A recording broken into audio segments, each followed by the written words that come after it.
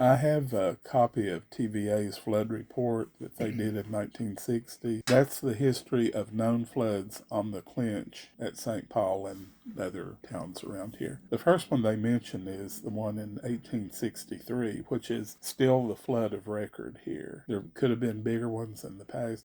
According to TVA, the maximum probable flood would go over the CC&O trestle that goes over to South St. Paul.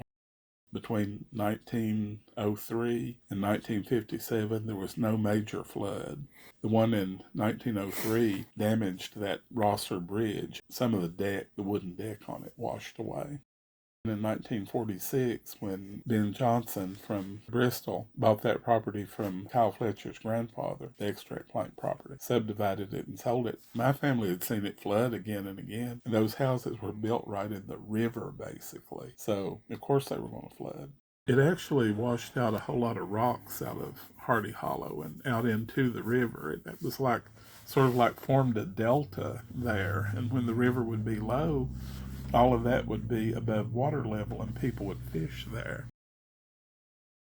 This was Sagertown, because that was where the old sawmill had been, the Clinch River Lumber Company that was there in the early 1890s. And this would have been where the company houses were at. They were all torn down and sold for salvage.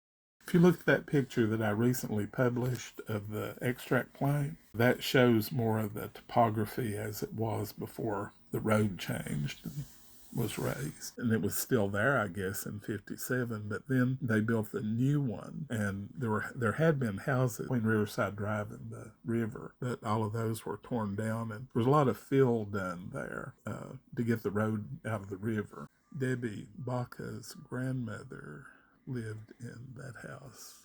And the old highway went in front of that.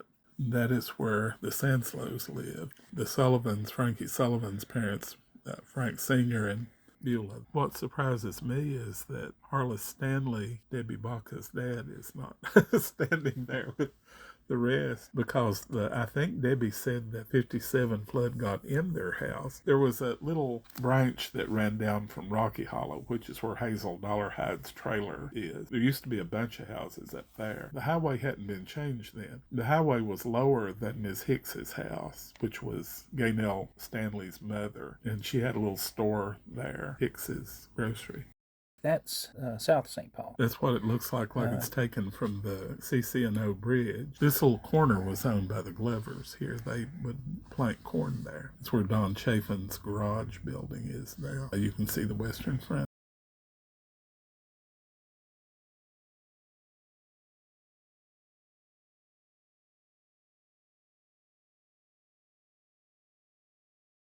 And that's Greystone up there.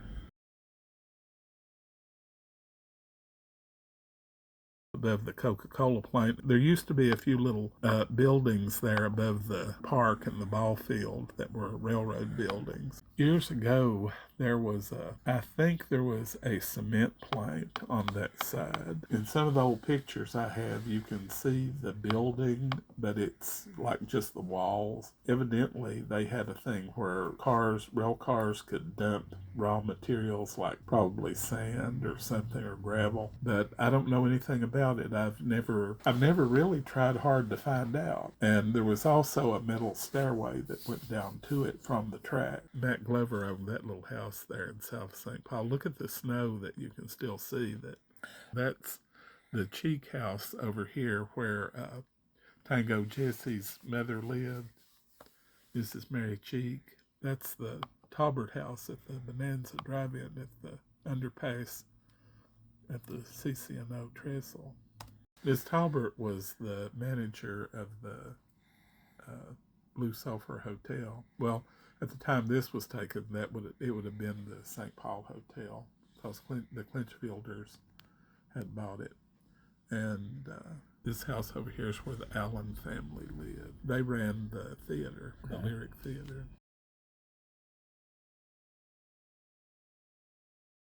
That's our oak tree there, Coach Hill. But that's why our house didn't flood. There was a rock over there that showed where the 1860 flood had got up to. my father built the new house. He built it higher